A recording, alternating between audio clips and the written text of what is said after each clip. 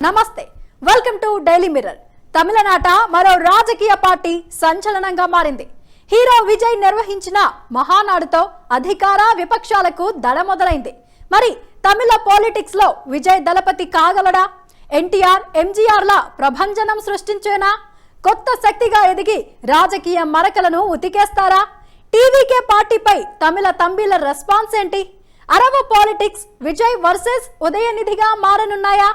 సినిమాల నుంచి వచ్చి రాజకీయాల్లో రాణించిన వారెవరు? ఇవాల్టి డైలీ మిర్రర్ లో చూద్దాం.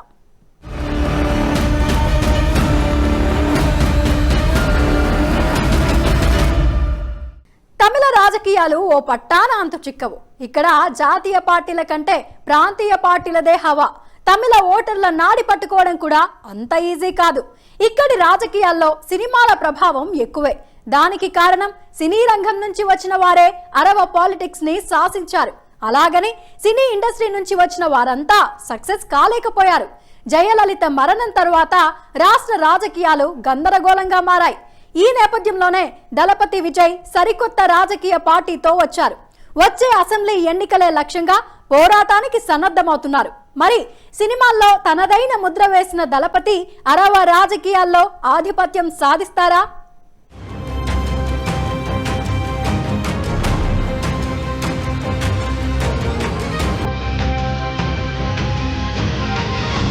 తమిళనాట మరో రాజకీయ సంచలనం.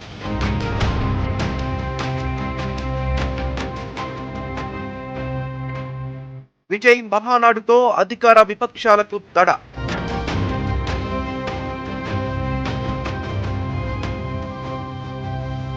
తమిళ పాలిటిక్స్ లో విజయ్ దళపతి కాగలడా?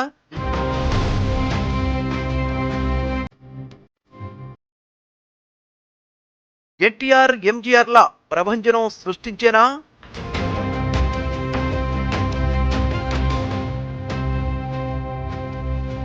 కొత్త శక్తిగా ఎదిగి రాజకీయ మరకలను ఉతికేస్తారా?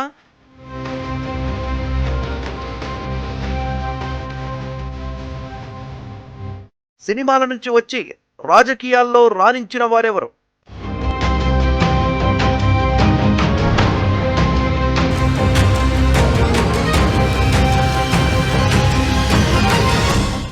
తమిళనాడు రాజకీయాలు చాలా విలక్షణమైనవి. ఇక్కడి పాలిటిక్స్ ఓ పట్టానంతు చిక్కవు. ప్రతి అసెంబ్లీ ఎన్నికలకు 2-3 ముందు 1-2 కొత్త రాజకీయ పార్టీలు తెర మీదకి వస్తూనే ఉన్నాయి. వీటిలో ఎక్కువగా సినీ రంగం నుంచి వచ్చిన వారివే ఉంటున్నాయి. 2021 ఎన్నికల కంటే 3 ఏళ్ల ముందు లోకనాయకుడు కమల్ హాసన్ మక్కల్నీది మయ్యం అనే రాజకీయ పార్టీని స్థాపించి పొలిటికల్ ఎంట్రీ ఇచ్చారు. ఆ తర్వాత జరిగిన ఎన్నికల్లో ప్రభావం మాత్రం చూపలేకపోయారు. 2026 ఏప్రిల్లో జరగనున్న అసెంబ్లీ ఎన్నికలే టార్గెట్గా తమిళ హీరో దళపతి విజయ్ పొలిటికల్ ఎంట్రీ ఇచ్చారు.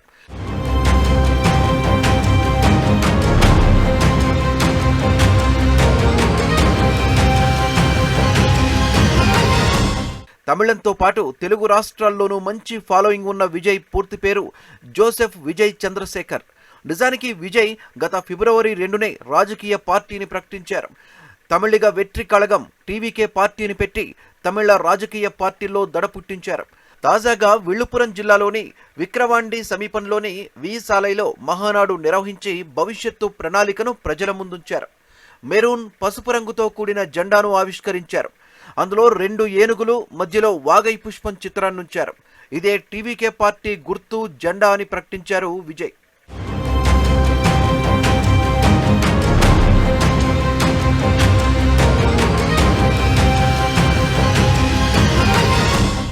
కోలీవుడ్ సినీ ఇండస్ట్రీలో మంచి ఫామ్లో ఉన్న విజయ్ రాజకీయాల్లోకి రావడం చర్చనీయాంశమైంది. ఆరంభం అదిరిపోయేలా చేశారు. ప్రారంభ సభకు లక్షలాది మంది కార్యకర్తలు అభిమానులు తరలివచ్చి విజయ్కి మద్దతు తెలిపారు. దాదాపు 800 మీటర్ల ర్యాంప్పై ఉరకలేస్తూ అభిమానులకు అభివాదం చేశారు విజయ్. కార్యకర్తలు విసిరేసిన కండువాలను తన మెడలో వేసుకుని కార్యకర్తలకు తాను అత్యంత ప్రాధాన్యతనిస్తానని చాటి చెప్పారు. వాటిని కార్యకర్తలపై కూడా విసిరేసి వారికి తన కానుకనందించారు.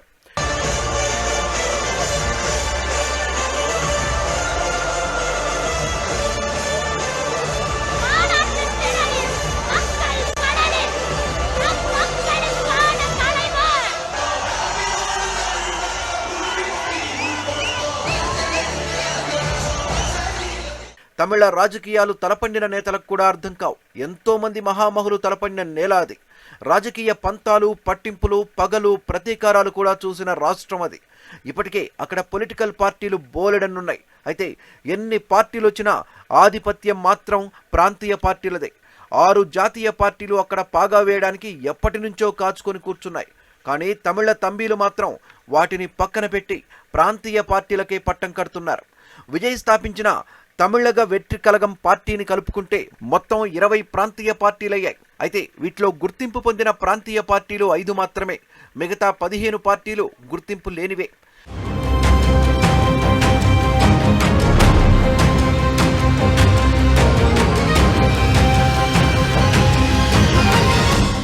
రాజకీయ ఉద్దండులున్న తమిళనాడు రాజకీయాలకు దళపతి విజయ్ పూర్తిగా కొత్త.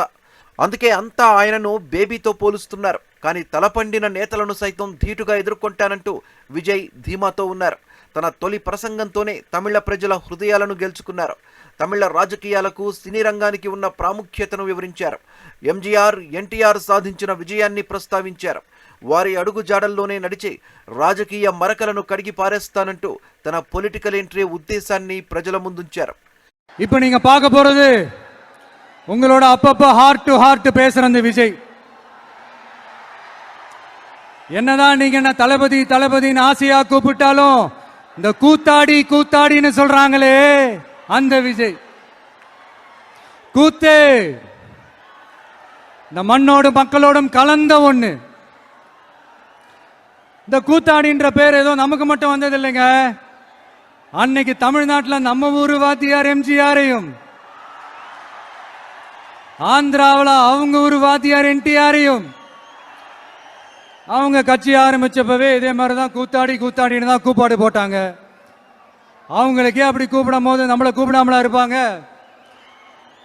ஆனா அந்த 2 கூத்தாடி தாங்க அந்த 2 மாநிலத்தோட ஆக பெரும் தலைவர்களாகி இன்னைக்கும் மக்கள் మనసులో ஒரு புகழோட வாழ்ந்துட்டு இருக்காங்க.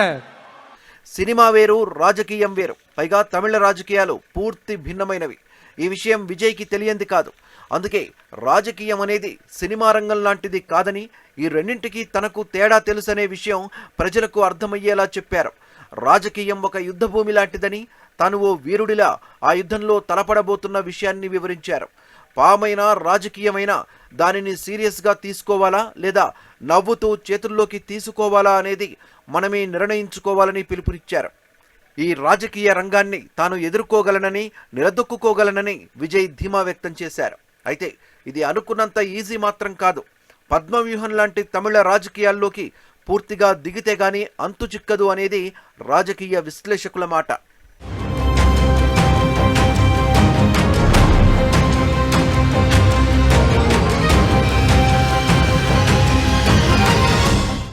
రాజకీయ పార్టీలు పెట్టి సక్సెస్ అయిన స్టార్లు ఎవరు? ఫెయిల్ అయిన హీరోలు. ఎన్నికల్లో పోటీ చేయడమే కష్టం. అలాంటిది సొంతంగా రాజకీయ పార్టీ పెట్టడం అంటే మాటలు కాదు, ప్రజల మనస్సును గెలుచుకోవాలి. అయితే అది అనుకున్నంత ఈజీ కాదు. ప్రజల పక్షాన నిలిచి అలుపెరగని పోరాటాలు చేయాలి. దీనికి కొన్నేళ్లు పట్టొచ్చు, కొన్నిసార్లు దశాబ్దాలు కూడా పట్టొచ్చు. అసహనం పనికిరాదు, ఎంతో ఓపిక కావాలి. అప్పటికే రాజకీయాల్లో తలపండిన నేతల ప్లాన్లను తలదన్నే వ్యూహాలు రచించాలి. వాటిని పక్కాగా అమలు చేయాలి.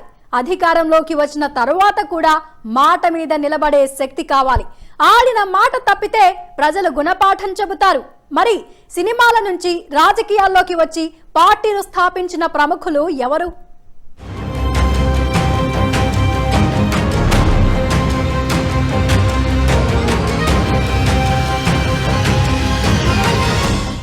సినిమాలకు రాజకీయాలకు విడదీయలేని బంధం ఉంది. దేశవ్యాప్తంగా పలువురు సినీ ప్రముఖులు పార్టీలు స్థాపించి ప్రజాసేవకు అంకితమయ్యారు.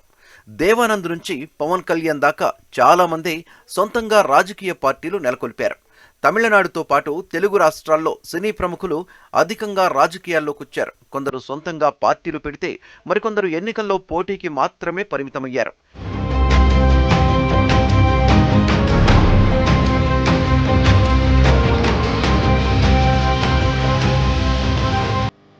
ఈ హీరో బాలయ్యనే అందుకు ఉదాహరణ. పలుమార్లు ఆయన హిందూపురం ఎమ్మెల్యేగా గెలిచి ప్రజలకు సేవలందిస్తున్నారు. ప్రస్తుతం దళపతి విజయ్ కూడా రాజకీయ ఉద్దండులతో తలపడబోతున్నారు. రాజకీయాల్లో తలపండిన నేతలతో పోటీ పడ్డమంటే రాజకీయ పార్టీని స్థాపించినంత ఈజీ కాదు. అలాగని అందరికీ ఇది వర్తించదు. గతంలో ఎన్టీఆర్ పార్టీ పెట్టిన 9 నెలల్లోనే అఖండ మెజారిటీతో పార్టీని అధికారంలోకి తెచ్చారు. అయితే అప్పటి పరిస్థితులు వేరు, ఇప్పటి పరిస్థితులు వేరు. గతంలో కాంగ్రెస్ పార్టీదే ఆధిపత్యం. ఆ పార్టీ పాలనతో ప్రజలు విసిగిపోయారు. అదే సమయంలో తెలుగువారి ఆత్మ గౌరవం నినాదంతో వచ్చిన ఎన్టీఆర్ రా కదలిరా అని పిలిపివ్వగానే రాష్ట్రం మొత్తం ఆయన వెంట నడిచింది. కానీ మెగాస్టార్ చిరంజీవి ప్రజారాజ్యం స్థాపించే సమయానికి పరిస్థితులు మారిపోయాయి. అప్పటికే వైఎస్ రాజశేఖర రెడ్డి, చంద్రబాబు నాయుడు బలంగా ఉండడంతో వారితో తలపడి పార్టీని అధికారంలోకి తీసుకురావడం సాధ్యం కాలేదు.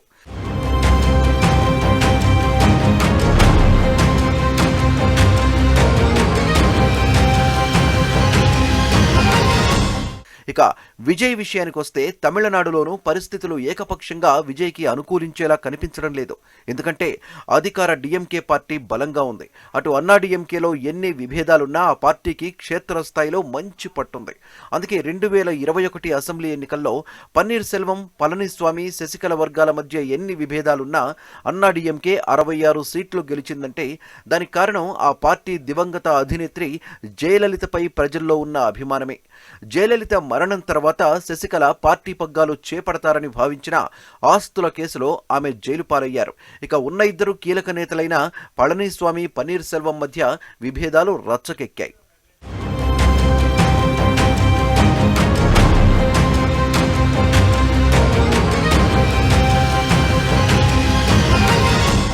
ఇక జాతీయ పార్టీలైన కాంగ్రెస్, బీజేపీలు సొంతంగా అధికారంలోకి వచ్చే పరిస్థితి లేదు.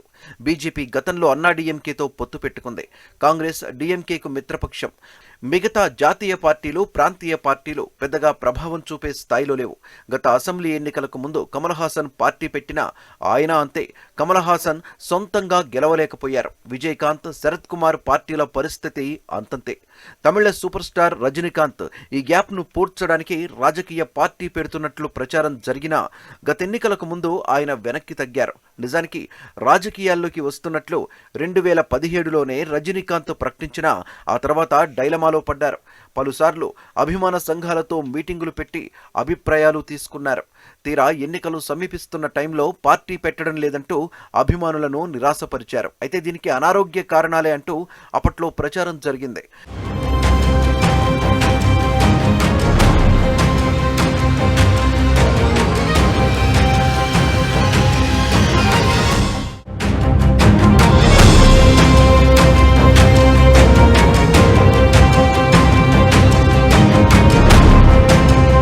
ప్రస్తుతం తమిళనాడులో డిఎంకేకు టఫ్ ఫైట్ ఇచ్చే స్థితిలో లేదు అన్నా డిఎంకే.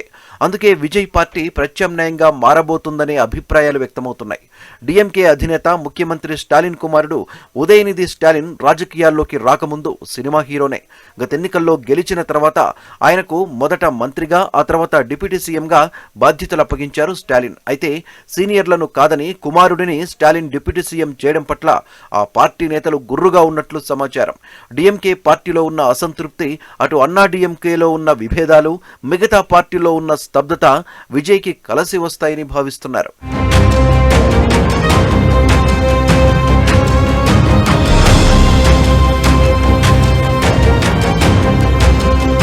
బలమైన పార్టీలున్నా కొత్తగా వచ్చే పార్టీలకు అవకాశం ఉండదని అనుకోవడానికి లేదు. హీరో పవన్ కళ్యాణ్ జనసేన పార్టీని స్థాపించి డిప్యూటీ సీఎం కావడాన్ని అందుకు ఉదాహరణగా చెప్పొచ్చు. రాష్ట్ర విభజనకు 2.5 నెలల ముందు అంటే 2014 మార్చి 14న ఆయన జనసేన పార్టీని స్థాపించారు. అప్పటికే ప్రత్యేక రాష్ట్ర ఉద్యమం పీక్ స్టేజ్లో ఉంది. ఉమ్మడి రాష్ట్రంలో కాంగ్రెస్, టీడీపీ, టీఆర్ఎస్ బలంగా ఉన్నాయి. అయితే రాష్ట్ర విభజన తర్వాత విభజిత ఆంధ్రప్రదేశ్లో పవన్ కళ్యాణ్ కీలకంగా మారారు. దాదాపు దశాబ్దం పాటు ప్రజల పక్షాన నిలిచి పోరాటం చేసిన పవన్ కళ్యాణ్ 2024 అసెంబ్లీ ఎన్నికల్లో బీజేపీ, టీడీపీని ఏకం చేసి వైసీపీతో పెద్ద యుద్ధమే చేశారు. కూటమి ప్రభంజనం సృష్టించి చంద్రబాబు ముఖ్యమంత్రి పదవి చేపడితే పవన్ కళ్యాణ్ డిప్యూటీ సీఎం అయ్యారు.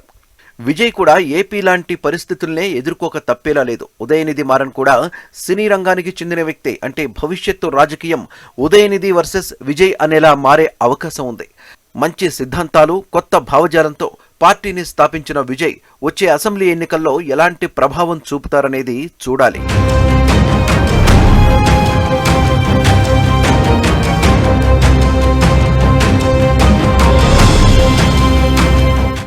సినిమాలకు రాజకీయాలకు విడదీయలేని బంధం ఉంది. అలాగని ఈ రెండు ఒకటి కావు, పరస్పర విరుద్ధమైనవి.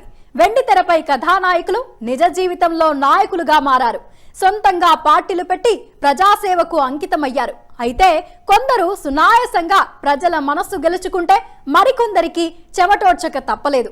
ఎందుకంటే రాజకీయాలంటే మేకప్ వేసుకోవడం ప్యాకప్ చెప్పినంత ఈజీ కాదు. రాజకీయ నాయకులకైనా పాలిటిక్స్ లోకి వచ్చిన కథానాయకులకైనా గెలుపు ఓటములు సహజమే. మరి పార్టీలు పెట్టి సక్సెస్ అయిన స్టార్లు ఎవరు? ఫెయిల్ అయిన హీరోలెవరు?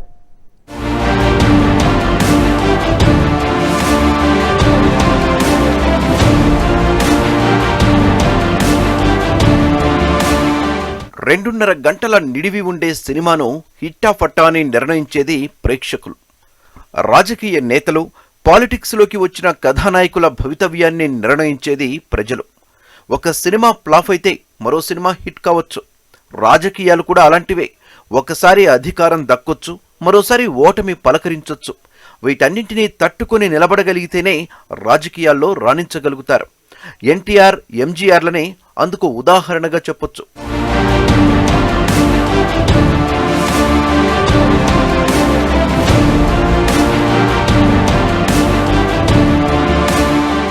ఎన్టీఆర్ పార్టీ పెట్టిన 9 నెలల్లోనే ప్రభంజనం సృష్టిస్తే, ఎంజీఆర్ 11 మంది ఎమ్మెల్యేలతో ప్రస్థానం ప్రారంభించి ప్రభుత్వాన్ని ఏర్పాటు చేసి సత్తా చాటారు.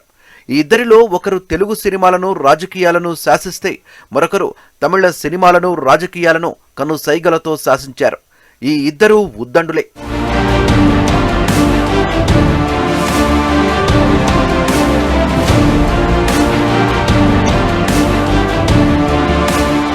తమిళనాడులో సినిమాల నుంచి వచ్చి రాజకీయ పార్టీలు పెట్టడం ఈ ఇద్దరితోనే మొదలు కాలేదు. 1972లోనే ఎంజీఆర్తో పునాది పడింది. తమిళ సినిమాలను ఏలిన ఎంజీ రామచంద్రన్ ఆ తర్వాత రాజకీయాల వైపు మళ్లారు. మొదట ఓ ప్రముఖ పార్టీతో సత్సంబంధాలు నెలకొల్పారు. కానీ కొన్ని కారణాలతో దాని నుంచి బయటకొచ్చి కొత్త పార్టీని స్థాపించారు. 1972 అక్టోబర్ 17న ఆల్ ఇండియా అన్నా ద్రవిడ మున్నేట్ర కజగం పార్టీని ప్రారంభించి తమిళ రాజకీయాల్లో సంచలనం సృష్టించారు. మొదట 11 మంది ఎమ్మెల్యేలతో రాజకీయ ప్రస్థానాన్ని ప్రారంభించి 1977లో సొంతంగా ప్రభుత్వం ఏర్పాటు చేసే స్థాయికి ఎదిగారు. అక్కడి నుంచి వెనుతిరిగి చూడలేదు. దాదాపు 10 ఏళ్లు ఆయన తమిళనాడు సీఎంగా ప్రజాసేవకు అంకితమయ్యారు. ఎంజీఆర్తో కలిసి నటించిన జయలలిత 28 హిట్లిచ్చారు. రాజకీయాల్లో జయలలిత ఎంజీఆర్ శిష్యురాలుగా చేరారు. ఎంజీఆర్ తర్వాత పార్టీ పగ్గాలు చేపట్టి కంటి చూపుతో పార్టీని నడిపించారు. తమిళ ప్రజలు అమ్మగా పిలుచుకునే జయలలిత 6 సార్లు సీఎంగా సేవలందించారు. అరవ రాజకీయాల్లో తిరుగులేని నాయకురాలిగా ఖ్యాతి గడించారు.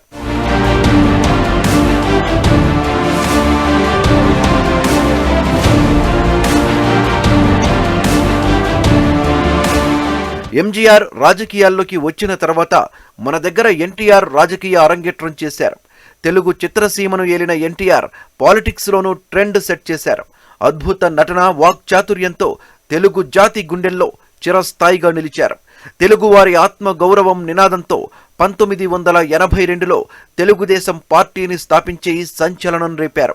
పార్టీ స్థాపించిన 9 నెలల్లోనే రికార్డు స్థాయిలో అధికారాన్ని చేపట్టి ప్రభంజనం సృష్టించారు. ఏళ్ల తరబడి తెలుగు నేలను పాలిస్తూ వచ్చిన కాంగ్రెస్ను మొదటి దెబ్బతోనే మట్టి కరిపించారు. ముఖ్యమంత్రి పదవిని చేపట్టి పటేల్ పట్వారీ వ్యవస్థను రద్దు చేశారు. మండల వ్యవస్థను తెరపైకి తెచ్చి పాలనలో చరిత్ర సృష్టించారు.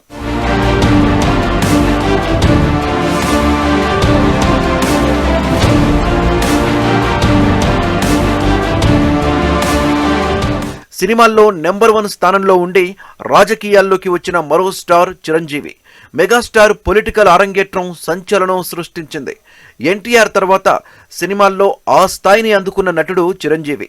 రాజకీయాల్లోనూ అదే ట్రెండ్ కంటిన్యూ చేస్తారని అంతా భావించారు. 2008లో ప్రజారాజ్యం పార్టీని నెలకొల్పారు. తిరుపతిలో నిర్వహించిన పార్టీ ప్రారంభ కార్యక్రమం జన సంద్రాన్ని తలపించింది. ఆ మరుసటి సంవత్సరం జరిగిన అసెంబ్లీ ఎన్నికల్లో తాను స్వయంగా పోటీ చేసి పార్టీ అభ్యర్థులను రంగంలోకి దింపారు. ప్రభంజనం సృష్టించి అధికారం చేపడతారని ఆశించారు అభిమానులు. కానీ ఉమ్మడి ఆంధ్రప్రదేశ్లో అప్పటికే రాజకీయాల్లో రాటుదేలిన ఇద్దరు నేతలున్నారు. వారిలో ఒకరు వైఎస్ రాజశేఖర్ రెడ్డి కాగా మరొకరు చంద్రబాబు. అప్పట్లో వైఎస్ ప్రభంజనాన్ని ప్రజారాజ్యం తట్టుకోలేకపోయింది. 294 సీట్లకు గాను ప్రజారాజ్యం 288 స్థానాల్లో పోటీ చేసింది. కానీ కేవలం 18 స్థానాలతోనే సరిపెట్టుకోవాల్సి వచ్చింది. ఆ తర్వాత కొన్నాళ్లకే ప్రజారాజ్యాన్ని కాంగ్రెస్లో విలీనం చేశారు మెగాస్టార్.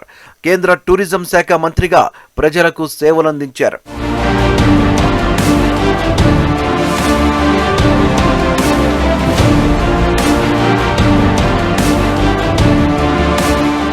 సినిమాల నుంచి రాజకీయాల్లోకి వచ్చే నటులు తమిళనాడులోనే ఎక్కువ. ఎంజీఆర్, జయలలిత, కరుణానిధి తర్వాత ఆ రంగం నుంచి రాజకీయాల్లోకి వచ్చారు విజయకాంత్. 2005లో దేశీయ మురుపాక్కు ద్రవిడ కజగం డిఎండికే పార్టీని స్థాపించారు. నగారా గుర్తుతో 2009 లోక్సభ ఎన్నికల బరిలోకి దిగింది డిఎండికే. తమిళనాడులోని 29 స్థానాల్లో పోటీ చేసింది. కానీ ఒక్క సీటును కూడా గెలుచుకోలేకపోయింది. అయితే 2011లో జరిగిన తమిళనాడు అసెంబ్లీ ఎన్నికల్లో మాత్రం డిఎండికే 29 సీట్లు గెలుచుకొని సత్తా చాటింది. తమిళ రాజకీయాల్లో కీలకంగా మారింది. దీంతో విజయకాంత్ ప్రతిపక్ష నేతగా బాధ్యతలు నిర్వర్తించారు. ఆ తర్వాత నుంచి డిఎండికే పెద్దగా ప్రభావం చూపలేదు.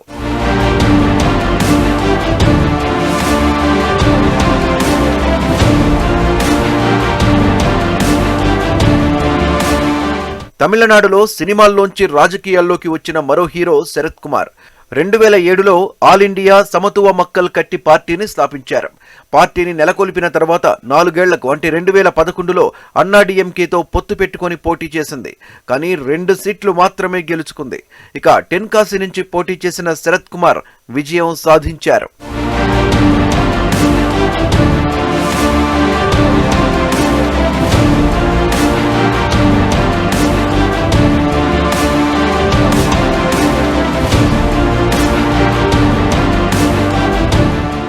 ఇది ఇవాల్టి డైలీ మిర్రర్. మరో అంశంతో మళ్ళీ కలుద్దాం. నమస్తే.